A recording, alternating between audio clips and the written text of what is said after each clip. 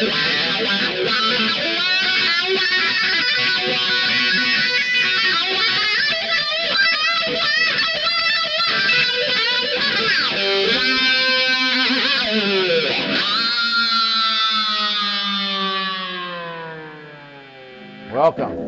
to the Music Room.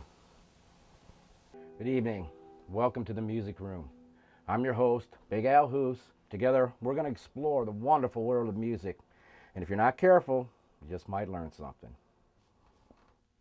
Now, there are many different parts that all must work together to form the unique sound that you hear on CDs and live performances. Wood, pickups, strings, pick, amps, effects, all play a part in the sound that you hear. And we're going to go through and explore those and talk to you about those things.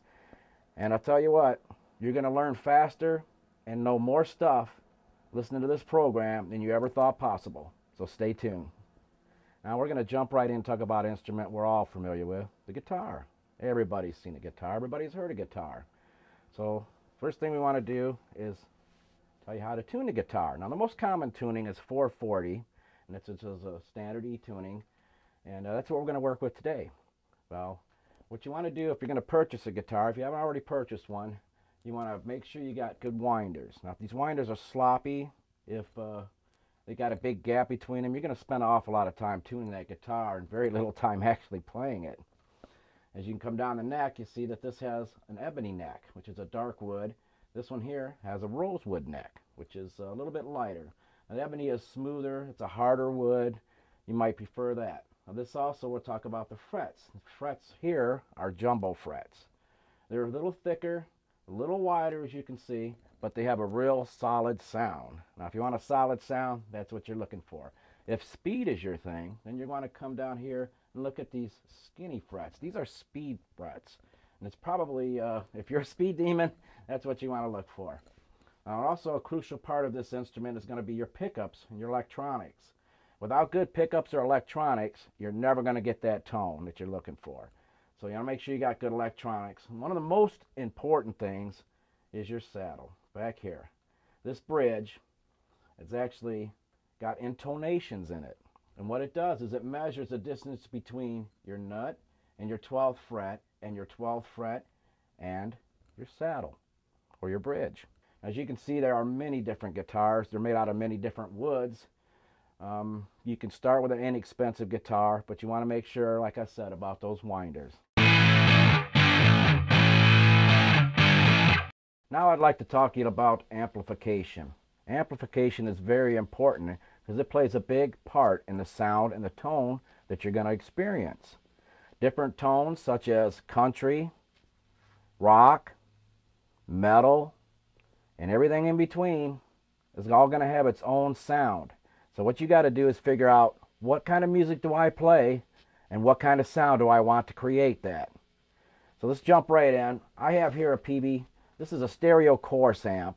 And what it allows me to do is get any sound that I want to get. And it has the effects built in it that we're going to talk about right now. So let's go down here. This is going to be our clean channel.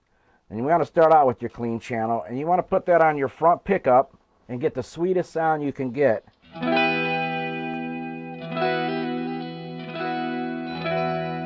how pretty that sound is? And that's what you want to get for a clean sound. What has a lot to do with the sound now is these effects. What I'm going to do is turn these effects off, and you can see what an actual tone sounds like.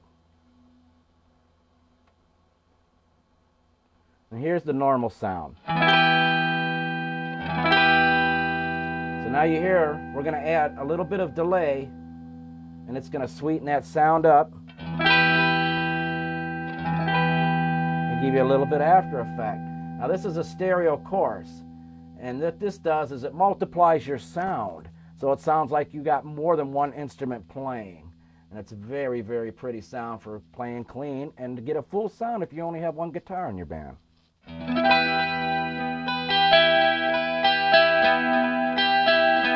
Now check this out.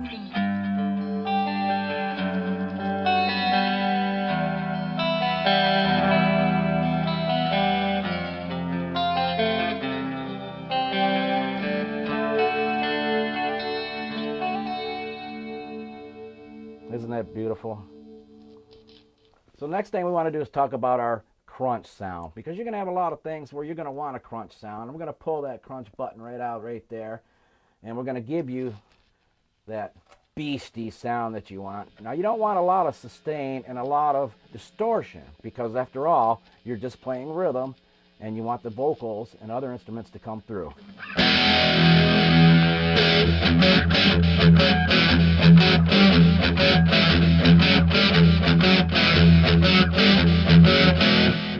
Now that gives you a crunch, yet it's still clean.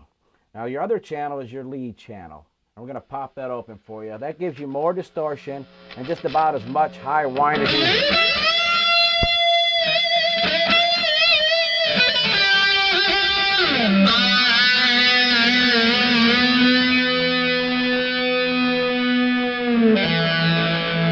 It's basically, you want to have that sustain, and the rest of the instruments are going to cover up a lot of that distortion. So in order to get those lead sounds that everybody wants, that's what you need, your lead channel.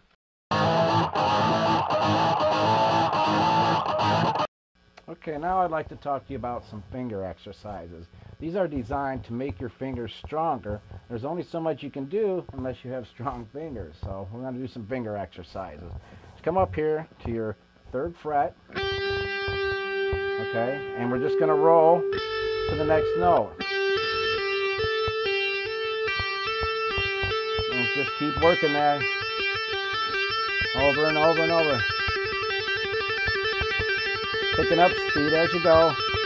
Eventually, you can add a finger to it if you want.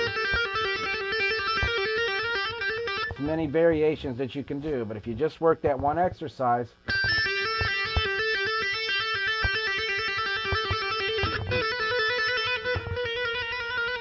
so much you can do with that same variation. So that's a good finger exercise for you. Now I'd like to give you a little bit of a lick here.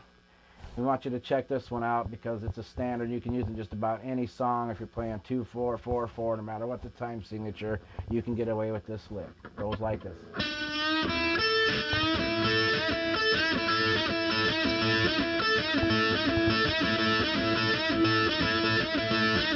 Now what you want to do is start off slow, slurring the string. This is called a slur. Some people call it bending.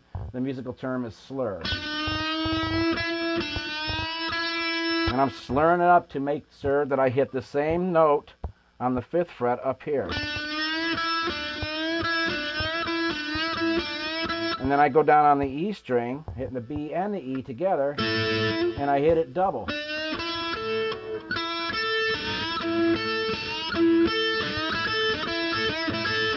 And you just get your rhythm going. You can use that rock, country, I don't care what it is. That's one of those prestigious licks you can do just about anything. So here's another lick for you to try. And this is something our old friend Carlos Santana used a lot. And we use up here, and we're going to do it in the key of E. Basically 3 notes, but he does it fast.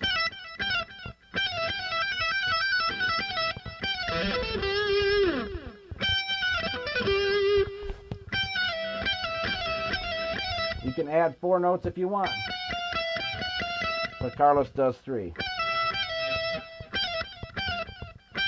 And then he deadens the string with his palm. And that's what gives Carlos his distinctive sound.